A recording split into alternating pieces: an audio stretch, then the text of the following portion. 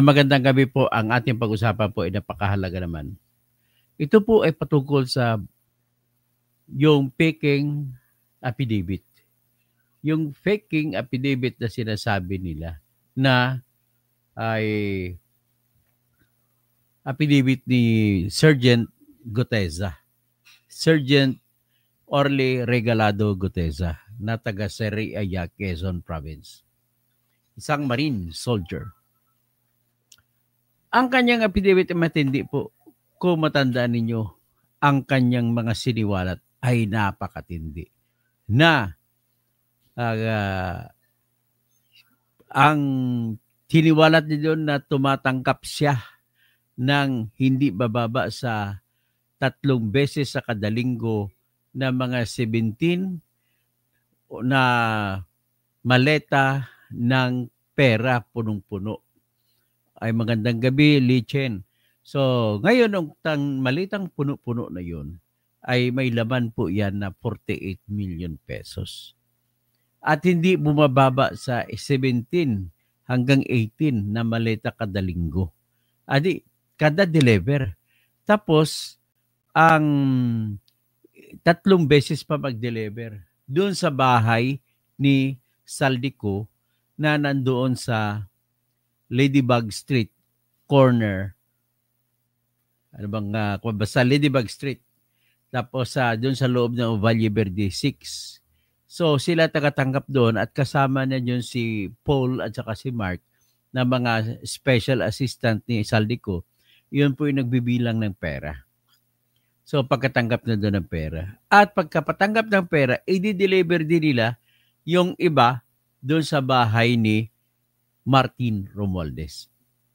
So, isa sa mga delivery nito na tandang-tanda ko sa pagsabi niya, nag-deliver si Congressman Eric Yap ng Benguet. At ang deliver po niya ay 46 na maleta ng pera. Na ang laman ng isang maleta ay 48 million pesos. So, dahil 48 billion pesos ang laman, sa times 46, so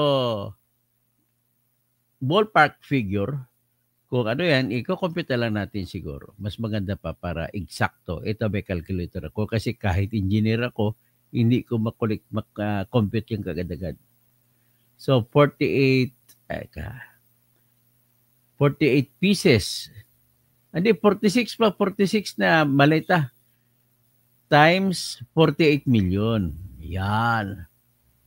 48 million ang laman ng isang maleta. Yan, tumataginting po na 2.2 billion pesos ang dinideliver. Ang dinideliver ni Eric Yap.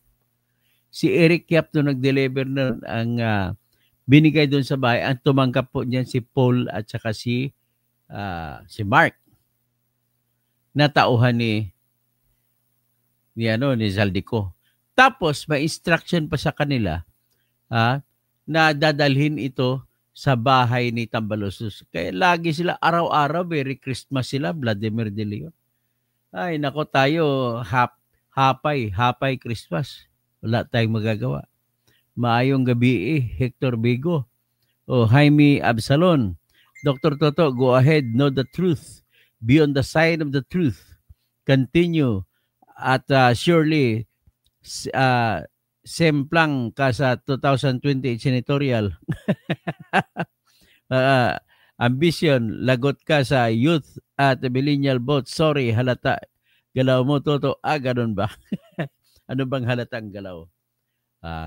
Anong halatang galaw?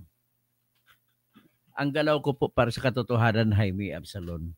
Kung ano man ang ibig mo sabihin, yan po ay sa tingin ko po, mababaw lang isip mo at saka talagang anti-Duterte ka naman mas lalim. Sobra kang anti-Duterte. Kahit na maganda ng ginawa Duterte, anti ka pa rin.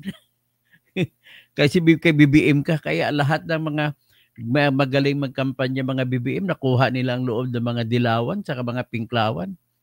Okay? Tapos si Vladimir De Leon, araw-araw, Merry Christmas to si Kwan. So ngayon, yung sinabi doon sa affidavit, bakit ka galit sa affidavit na yun? Ha? Jaime Absalon. Totoo naman yun. O, bakit ka galit doon? Sige nga. Kung hindi ka anti-flood control project, bakit ka magagalit? Jaime Absalon. May lakas na loob ka pa magsalita sa akin ng ganun. Anyway, open naman ako kasi ano naman ako tawag nito, you are in a free society here in my channel. Okay lang po yun. Listening from Lagronia, La Rioja, Espanya, Fernando Rafael Fernandez Curbo. Oy, nandyan daw si Elizalde ko ngayon. Senyor Fernando, anong ginagawa? May tag 1 million pesos mahigit ang kwarto isang araw. Grabe. So Nick Reyes, si Jaime Absalon, kakampi niya sino to? Si Romualdez, kakampi niya. At saka si Saldico, kakampi niya. Ganon kakatarantado talaga, Jaime Absalon. Okay, Helen Baguio, good evening po. Tapos si Buds, sana gumawa ng batas na kasuhan buong pamilya ng mga buaya. Tama, no? Dapat buong pamilya suffer, no?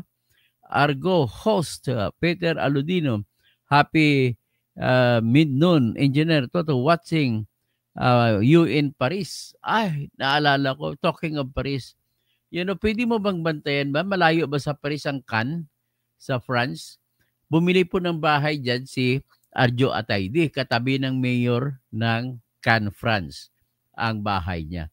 Tapos, bumili din lately ng bahay sa France, sa Cannes, France din si Elizalde ko. Bakit ngayon dati Amerika kayo bumibili ng bahay? Ngayon nagkontisan kayo sa France kayo bumibili. Maluwag ba yung bahay dyan, Aludino? Kahit yung mga foreigner bibili ng bahay sa France? Kaya bumibili ng bahay dyan sa France yung ating mga mayaman dito na kurakot Nagkakampi ni Jaime Absalon. Tapos Eye of the Tiger, Dragon, Jaime Absalon, bakit ikaw ba mag-representative ng youth? Gurang ka nga Cesar Salibaga, good evening Mr. Kausing. It's my first time to react. It seems that the Marcos admin is looking to cover up this anomaly. Opo. Sa tama po kay Cesar. Talagang kino-cover up because dahil pinsang buo ni BBM si Romualdez. At si Romualdez po ang utak ng lahat nito. At imposible naman na walang binibigay si Romualdez kay BBM. Otherwise, bineto na, dinisapprove na ni Marcos yung 421 billion na flood control project sa 2025 na budget natin. Akalain mo 29 billion lang ang binasura ni BBM. Anong ibig sabihin nun? Hindi ibig sabihin may blessing. May blessing kay BBM na magkaroon ng flood control project. Biro mo, nilampasan pa, mahigit 1 trillion ang lahat-lahat. Nilampasan ang budget ng Department of Education. At nag-resort pa sila sa tinatawag na, kasi nataasan ang education. So para makahabol ang education, kinonsidera nila na yung budget sa PMA as education. Kinonsidera din nila yung budget sa Philippine National Police as education. Kinonsidera din nila yung budget para sa Development Academy of the Philippines na mga eskwelahan ng mga matatanda na nagtatrabaho sa gobyerno bilang education. Para lang mahabol at sasabihin ay tinupad nila ang utos ng ating konstitusyon na mas mataas dapat sa lahat ang sektor ng edukasyon patungkol sa budget natin. Okay? So si Lula, maybe tinakot ng mga tota ni Romualdez kaya nag-deny. So Kams, good evening po, Katoto, I'm DDS. O yun, matapang naman, mas maraming matalino po sa DDS. Yan lang masasabi ko sa inyo. July morning, Kalbo. At Kalbo tawag sa akin. No, Kalbo naman ako, wala na problema yan. Lay J. Joy Laos, bilang isang tao at ganito ang nakikita mo sa pera ng bansa, lumaban na lang tayo sa gobyerno. O yun, masakit yun, di ba? Argo host, baka adik yung ang natukhang nilang panahon ni PRRD. Yung siguro Bud, sana gumawa ng batas nakasuhan na pati ang pamilya ng mga buhayat dapat. Marianita Junit Catalunya Causing Jr. Shout out kay Daddy. Daddy ko. Nanonood ba si Daddy? Neng? Joy Laos kay ano din kay Dolores. Shout out sa mga anak niya. Kay Al, kay Ann, Bibi Ann, kay Nonoy, di Nonoy Tirador. Tapos kay Inday, kay Nicole, sa mga South Cotabato, taga South Cotabato, taga Coronadal, shout out sa inyo lahat. Sa Storm Rider, alaikum assalam, Storm Rider. Kay Kamaru, Hilario Francisco Mulieda, Argo Proud Dilawan, Edward Hositan Hukutan. Kano kaya ito ni Major Colonel Hukutan, Joel Hukutan na aking kaklase sa College of Law noon. Graduate siya ng PNPA. Peter Aludino, malayo engineer magkan dito. Malayo bang kan dyan? Rome Channel TV. Buds, Nepo wife, si Hart. Oo. Sa tingin ko naman, pag-usapan natin later on, si Cheese. Naawa ko kay Cheese Escudero. At saka si Hart. At saka si Arjo Atayde. Pero ibang sitwasyon. Si Maine Mendoza ay maraming pera bago siya inasawa ni Kaya hindi mo sabi na Nepo wife si Maine. Yung iba na lang. Okay. So ngayon, ang focus ng ating kwento po sa ngayon. Matindi po pumuputok bomba ang dalang pasabog ni Sergeant Orle Regala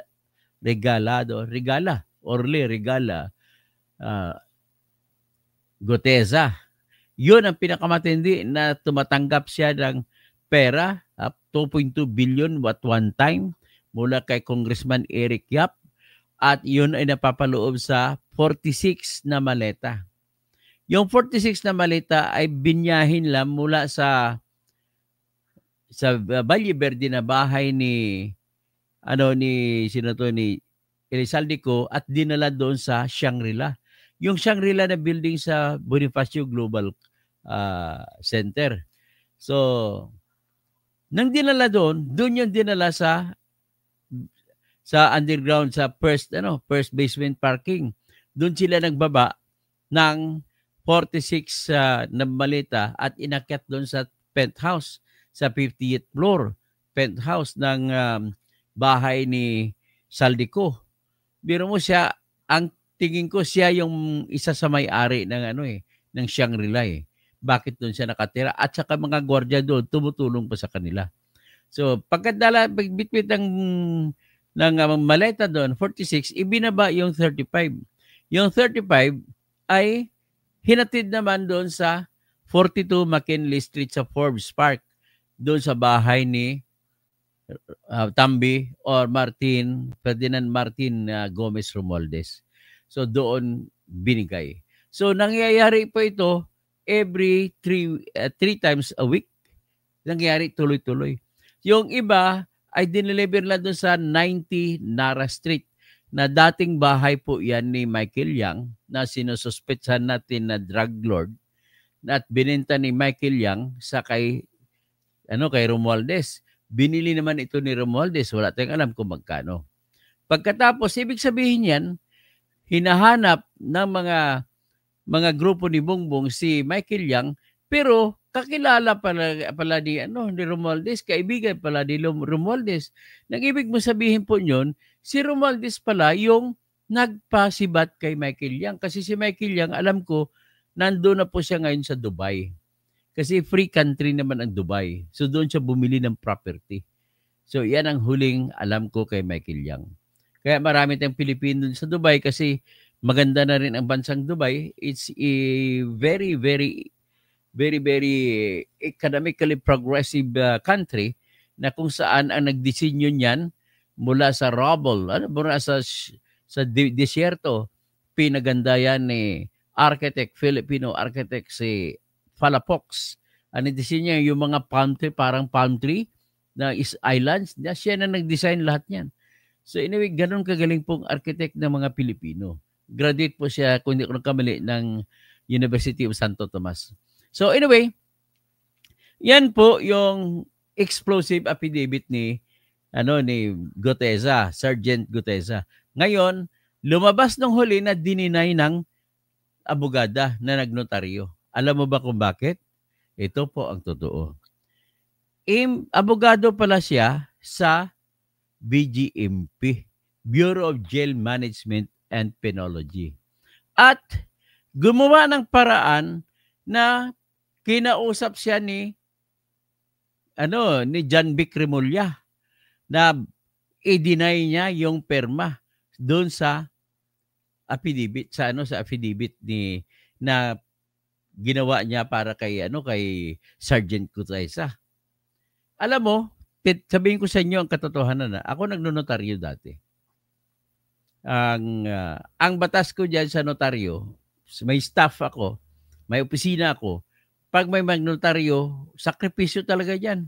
Lagi pag may magnotaryo, usisain ng mga staff ko, sekretary ko, ang papel na nagpapanotaryo. Pagkatapos hanapan ng ID.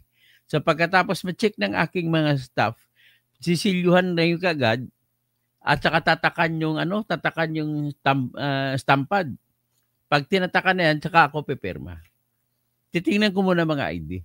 Kung tumugma ba sa pirma, pariha bang ID, ang pirma sa ID, kumpara din sa pirma na Ganun po kahirap. Kaya anong bandang huli, hindi na po ako kumuha ng commission para pag magnonotaryo sapagkat po, ang problema ko talaga, maubos ang oras ko. May hearing pa ako pupuntahan, magagawa pa ako ng mga tinatawag naming pleading, mga motion, mga brief, mga position papers, mga demand letters, so whatever, napaka-consuming ng time talaga yan. So, ang nangyari, of course, ang mangyari niyan, ginawa ko, ang perma ko noon sa aking papel, pag ako pumirma, mas mahaba, marami. Pero pagdating sa notaryo, ang perma ko po ay isang ganun lang. Isang ganun lang. Ibig sabihin, halos lahat ng abogado ay binabago nila ang perma nila pagdating sa notaryo.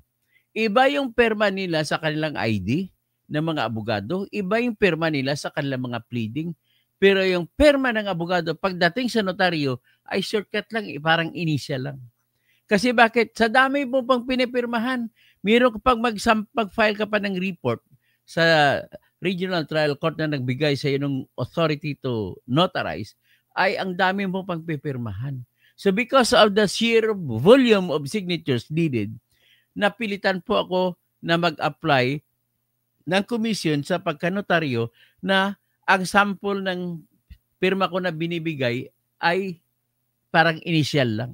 Ganun lang. So ibig sabihin, napansin mo po yung notaryo sa affidavit po ni Sergeant Gutesa ay iba kaysa pirma ni Attorney Espera.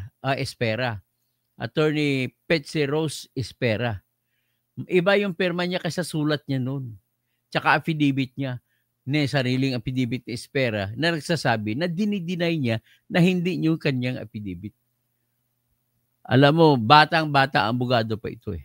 Kaya delikado po siya. Alam ko, ang problema niya is, ang pirma niya, iba yung pirma niya sa notaryo, iba yung pirma niya sa kanyang actual practice at saka sa ID niya.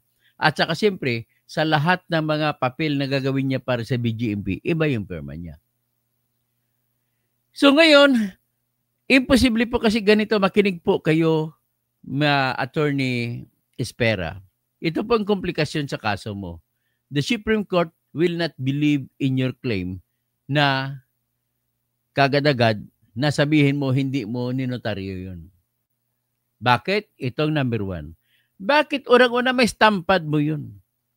Hindi po pwede gagawa si Sergeant Gutesa ng stampad kagad-agad kopyahin. Saan man siya kukopya ng stampad mo? Pati yung numero mo pagka-abogado nandun.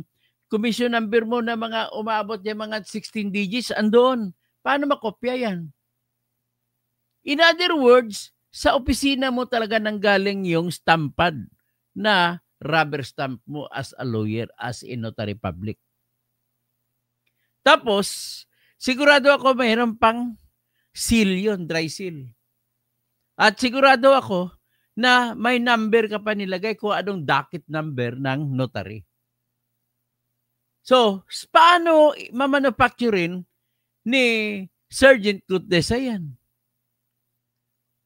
Kasunod na tanong, Attorney Betsy Rose Espera, hindi lang naman ikaw ang notaryo publiko. Marami pwede pang pumunta si Sergeant Gutesa sa ibang notaryo publiko. At bakit sa'yo? At bakit kung pumunta sa'yo? At bakit anong interest niya na ipipikiin niya? Na wala namang nagbabawal sa kanya. Hindi naman yun tinatag na wanted siya. Maghiwalay lang ang kwento kung wanted sa batas na may kaso si Sergeant Gutesa na kailangan niya na magnotaryo na sikreto. Hindi. So kung ganon, siyempre alam ko yan, Attorney Pitsy, kasi notaryo publiko din ako noong araw. Hindi namin pwede sabihin na nasa kanto-kanto. Pag magpagawa po kami ng dry seal namin, pangalan namin yan, aprobahan pa yan ng RTC, ang dry seal namin. Pati stampad ko, papagawa ko yan, aprobahan pa yan ng RTC. In other words, it takes one, kung ang isa, kung gusto niya mamiki, kukopyahin niyang inyong ang iyong dry seal at paggawa sa recto. Ang mahirap kay gumawa nan. Pak. Tapos, ang rubber stamp mo, isa-isahin niya engrave yan. Ang tagal kaya yan. Kaya, imposible po yung paliwanag mo, Attorney Pitsy. Sa totoo lang, ikaw pa madidisbar dito sa ginawa mong yan. Pero alam ko, dahil empleyado ka lang hindi naman lang, empleyado ka ng Bureau of Jail Management and Penology, ay alam namin na most likely tinakot ka dyan, tinawagan kang personal ni John Vic na secretary ng DILG. Tinawagan ka sigurado ni John Vic Remulla na i-disown mo, itanggi mo yung perma, yung notaryo. Sus! Imposibleng mangyari na manotaryuhan yun na wala kang alam. May Attorney Pitsy, mapitsi-pitsi ka talaga. Ito, wina-warning lang ko lang sa'yo. O ito ang aking paliwanag. Ito ang aking ebidensya kung bakit may nakakilala pala sa kanya. O ito, i-play ko ito yung vlog ni sino ba nag-vlog nito? Sige, pasalamat muna ako sa inyo ha. Sino may ba-vlog nito? Si Showbiz Chicadoro. Okay. Maraming salamat at nakuha ko yung facts ito. Pwede siyang takutin. Bakit ka nagtratrabaho? Dito. OJ Secretary Management and Penology. Ito, unahin natin. Dapat din siyang imbit ni or without that, nananatiling legal terms. Kasi sumumpa siya doon eh. Yeah. Sa makatwid, Blue Ribbon Committee, Notarial Register. Kasi yung notaryo sa bandang baba, dito muna tayo kay Marcolita. Usapan natin na sinasabi ng abogada na notaryo na hindi niya pirma yon. Yung nakapangalan mismo mo doon. O sige, sabihin na natin na maring hindi niya pirma. No? Granting na hindi niya pirma. Ngayon, sino ang maglalagay doon sa, kasi yung notaryo sa bandang baba, merong nakalagay doon, doc number, page number, book number, series of 2025. Paano niya makikita yung notarial register ng abogadong nagnotarya? Makikita mo niya anong doc number, may ilalagay niyo anong number? Yung page number. Si Gutesa humarap sa komite. Humarap sa Blue Ribbon Committee at siya'y pinasumpa. Okay. At doon ay binasa niya yung kanyang sworn statement. Okay. At pagkabasa niya, pinagtatanong siya. Sa makatwid, kahit na walang notaryo yun. Okay. Kahit walang notaryo yun, hindi nawala yung saysay ng kanyang deklarasyon. Kasi sumumpa siya doon eh. So, kung titingnan mo ngayon, parang yung kung tatawagin yan sa legal term, surplusage, sabi nila. Surplusage. Ibig sabihin, with or without that, nananatiling balido Yung kanyang yung salaysay niya. Meron ako nalaman mga classmates at i-reveal ko sa inyo ito. Ito ay tungkol sa nag-deny na abogada sa affidavit ni nag-deny na pumirma doon sa affidavit ni Sergeant Gotesa. Ang pangalan niya ay si Attorney Pichi Espera. Ang tanong ngayon, dapat din siyang imbestigahan, di ba? Kasi there are stories that she is a member of the BGMP. Ibig sabihin, empleyado siya ng gobyerno under the Bureau of Jail Management and Penology, a bureau under the DILG. And the secretary of the DILG is, of course, the brother of the DOJ secretary. So, alam niyo na. So, malaki ang posibilidad kung empleyado nga siya ng BGMP, pwede siyang takutin. Bakit ka nagtratrabaho bilang isang notary public, empleyado ka ng gobyerno? O, isa pa yan. Unless you have an authority to practice, pero alam ko sa uniform service, it is not allowed na mag-practice ka privately kasi nga, you are in the uniform service.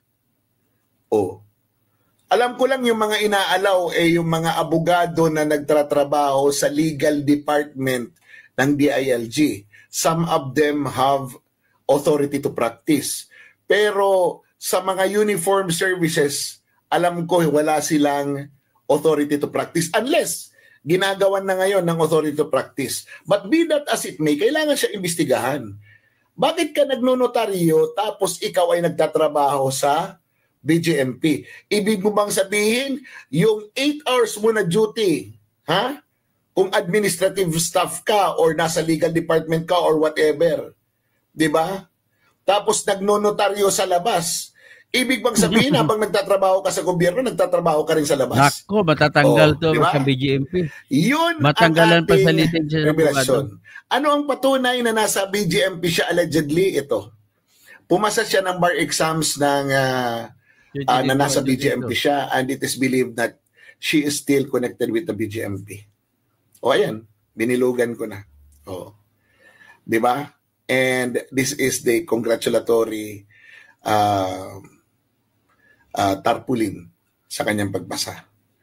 So in other words, baka nananatili siya sa BGMP kasi may mga kaibigan ako na nakapasa ng bar exams, naging abogada na, pero they are still with the BGMP.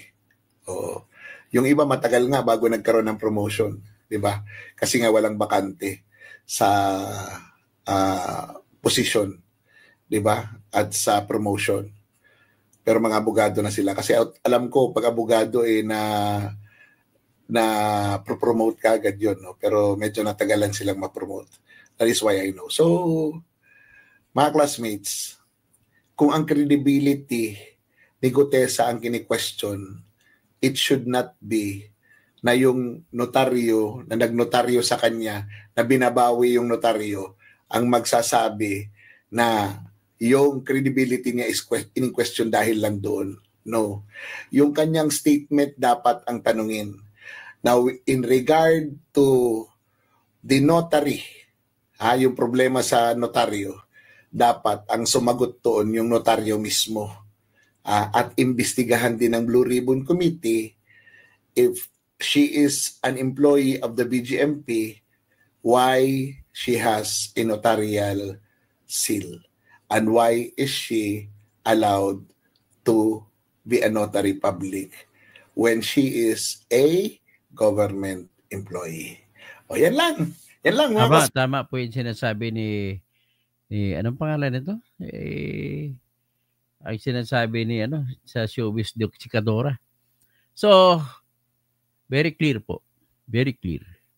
So, ngayon, ang mangyari dito, siya pa yung matigalbong. Ang problema pa kasi, halata po siya na nagsisinungaling siya sa kanyang pagdi-deny. So, at pangalawang question sa kanya, bakit ka nagnonotaryo nagtatrabaho ka naman sa gobyerno? Sabi nga, may authority to practice. I don't think so na papayagan siya na mag-practice. Bakit po? Ang opisina mo dito. Saan ka maggagawa ng opisina mo pag magnonotaryo? Malayo sa opisina mo. Anong gagawin mo kung may tatrabaho dito? Pag may magpapanotaryo, alis ka sa opisina mo, pupunta ka doon? Yan po ang pinaka-problema niya. The burden of proof ay nasa kay Attorney Pichi. At ito pa ang mangyari. Habang hindi, the only way na madeklara na invalid o null and void yung affidavit ni Gutesa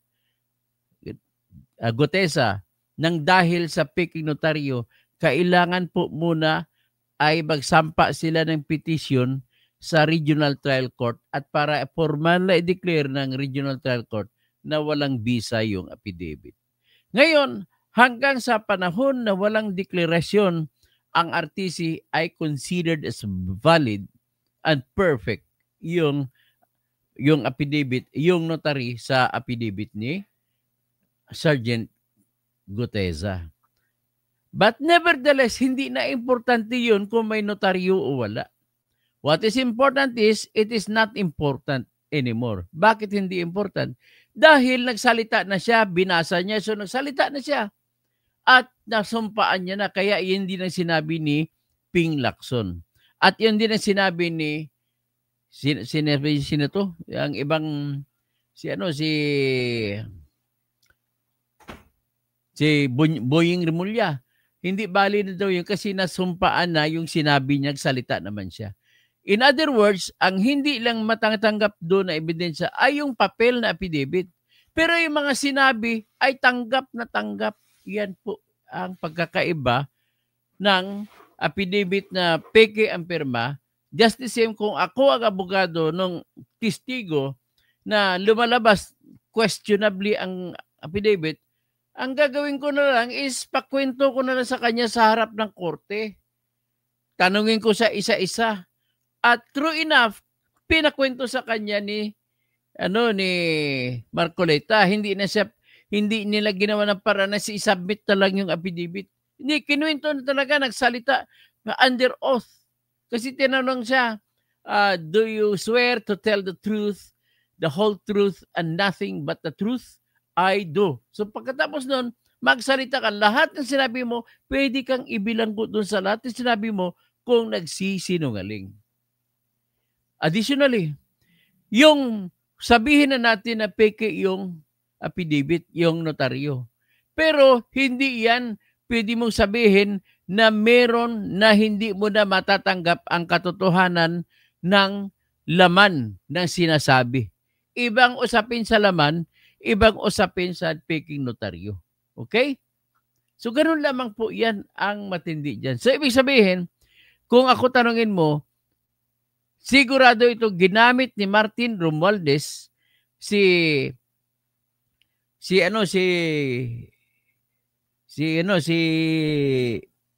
Bojanvic Remulla nung pagkatapos na naipublish ng ABS-CBN yung kopya ng affidavit na nakita na ang pangalan pala ay nakilala nila empleyado ng BGMP, so tinawagan, ginawa ng paraan kagad na i-deny.